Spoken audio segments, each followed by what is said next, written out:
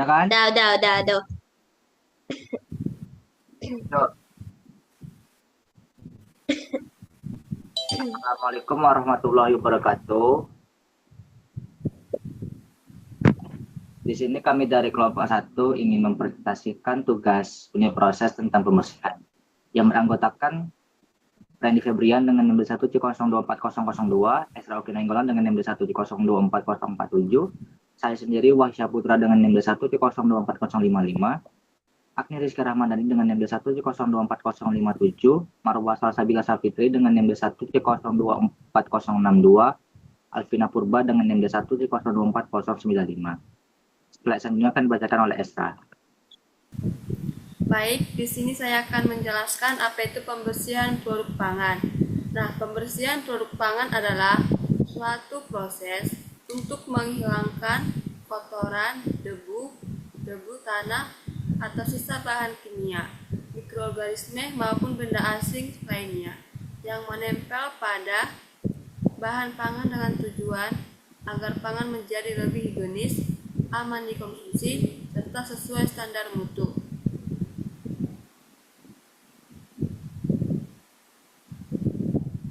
Nah, di sini pembersihan kering dan pembersihan basah. Pembersihan kering adalah proses pembersihan bahan pangan tanpa menggunakan air, melainkan dengan cara mekanis atau fisik atau menghilangkan kotoran, debu atau benda asing. Sedangkan pembersihan basah adalah metode pembersihan bahan pangan dengan menggunakan air atau kandungan ditambah dengan deterjen atau larutan khusus untuk menghilangkan kotoran, debu, lendir, ataupun sisa bahan lain yang menempel. Pembersihan memiliki beberapa tujuan utama, antara lain mengurangi atau menghilangkan mikroorganisme berbahaya, menghilangkan kotoran fisik seperti debu dan tanah, serta mengurangi residu kimia seperti pestisida. Selain itu, pembersihan juga berperan dalam menjaga kualitas sensori pangan seperti aroma, warna, dan teksturnya. Dengan melakukan pembersihan yang benar, umur simpan bahan pangan dapat diperpanjang, dan konsumen merasa lebih aman serta percaya terhadap produk yang dikonsumsi. Baik metode pembersihan produk pangan, metode pembersihan dapat dilakukan dengan berbagai cara sesuai jenis bahan pangan. Pencucian dengan air bersih atau mengalir biasanya digunakan untuk buah, sayuran dan biji-bijian. Perendaman dan dalam larutan garam, cuka, atau cairan food grade dapat membantu mengurangi pestisida dan mikroba. Pada bahan tertentu, pengupasan dan pemotongan bagian luar efektif untuk menghilangkan kontaminasi. Selain itu, penggunaan suhu seperti blanching untuk sayuran dan sterilisasi susu mampu menekan pertumbuhan mikroba patogen.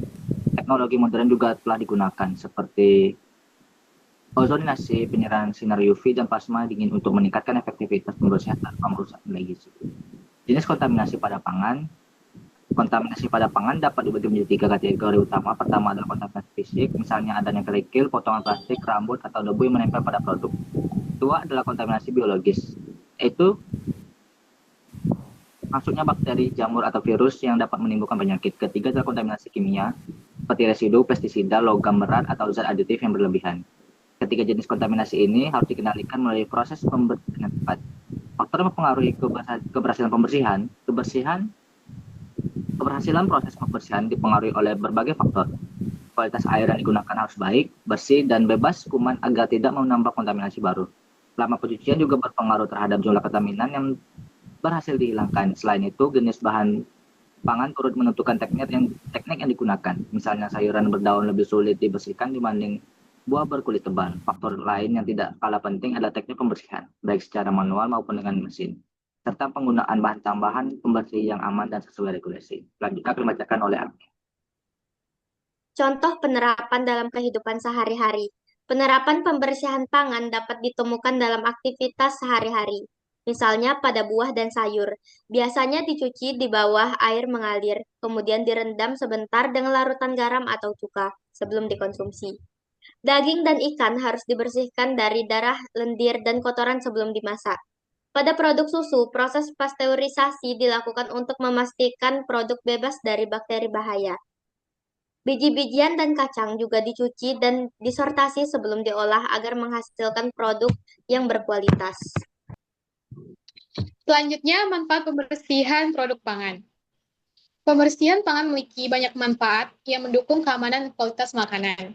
Dengan pembersihan yang baik, resiko penyakit akibat pangan tercemar dapat minimalkan. Proses ini juga membantu menjaga kandungan gizi, rasa, dan tekstur bahan pangan. Produk yang bersih dan higienis memiliki nilai jual yang lebih tinggi serta sesuai dengan standar ketahanan pangan. Selain itu, pembersihan dapat memperpanjang umur simpan produk sehingga mengurangi resiko kerugian ekonomi. Selanjutnya, dilanjutkan oleh Marwa. Baik, karena pada survei kali ini kami mengambil salah satu oleh-oleh yaitu keripik yang terbuat dari kelapa, maka ada berbagai langkah-langkah proses dalam pembuatan keripik kelapa dari bahan baku mentah menjadi bahan jadi. Yang pertama ada pengecilan ukuran atau size reduction, yaitu kelapa muda diserut menggunakan slicer untuk memperkecil ukuran sehingga lebih mudah dicuci, digoreng, dan bumbu dapat meresap dengan baik. Yang kedua ada pencucian atau washing. Serutan kelapa dicuci hingga bersih menggunakan air mengalir. Proses ini dilakukan sampai air cucian berwarna bening, yang menandakan kandungan santan atau sisa lemak pada kelapa telah berkurang. Yang ketiga ada penirisan atau dewatering dyeing. Kelapa muda yang telah diserut dan dicuci ditiriskan menggunakan keranjang peniris. Proses ini termasuk pengurangan kadar air secara mekanis dengan metode sederhana. Yang keempat ada peracikan bumbu atau mixing preparation. Bumbu diracik sesuai formula. Tahapan ini merupakan unit proses pencampuran atau mixing untuk menghasilkan cita rasa yang diinginkan. Yang kelima ada penggorengan atau yang biasa kita kenal dengan istilah frying, yaitu serutan kelapa digoreng menggunakan minyak panas, kemudian ditambahkan bumbu yang sudah disiapkan. Proses ini merupakan unit proses pengolahan pangan yang disebut dengan thermal processing, yang bertujuan untuk menurunkan kadar air lebih lanjut, meningkatkan kerenyahan, serta memberikan flavor atau rasa. Yang keenam ada penyaringan minyak atau drying. Kerupuk yang telah digoreng disaring menggunakan saringan untuk menuliskan minyak secara awal. Proses ini termasuk pemindahan cairan atau liquid separation. Yang ketujuh ada penghilangan minyak lanjutan atau yang disebut dengan oil reduction with spinner. Setelah penyaringan, keripik dimasukkan ke dalam spinner untuk memastikan kandungan minyak berkurang lebih optimal. Proses ini termasuk dalam unit proses de-oiling secara mekanis. Yang kedelapan ada pemberian rasa, seasoning, dan coating. Keripik yang sudah bebas minyak diberi berbagai macam rasa sesuai varian produk. Tahap ini merupakan unit operasi pencampuran dan pelapisan yang disebut dengan coating atau mixing. Dan yang terakhir ada pengemasan atau yang disebut dengan packaging. Keripik ditimbang sesuai berat yang ditentukan. Kemudian dikemas menggunakan sealer atau yang biasa kita lihat alat untuk menyatukan plastik agar kedap udara dan diberi label. Proses ini merupakan unit operasi pengemasan untuk menjaga kualitas, memperpanjang umur simpan, serta memudahkan distribusi. Baik, selanjutnya akan dibacakan oleh rekan saya.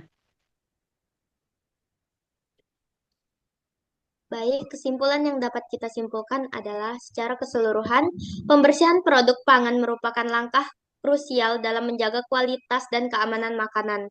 Metode pembersihan yang tepat dapat mengurangi kontaminasi fisik, biologis, maupun kimia, sehingga produk tetap segar, bernutrisi, dan aman dikonsumsi. Penerapan pembersihan yang baik tidak hanya melindungi kesehatan konsumen, tetapi juga meningkatkan nilai jual dan daya saing produk di pasaran. Baik, sekian presentasi dari kelompok kami. Kami mohon maaf jika ada salah kata atau kalimat. Kami akhiri. Assalamualaikum warahmatullahi wabarakatuh.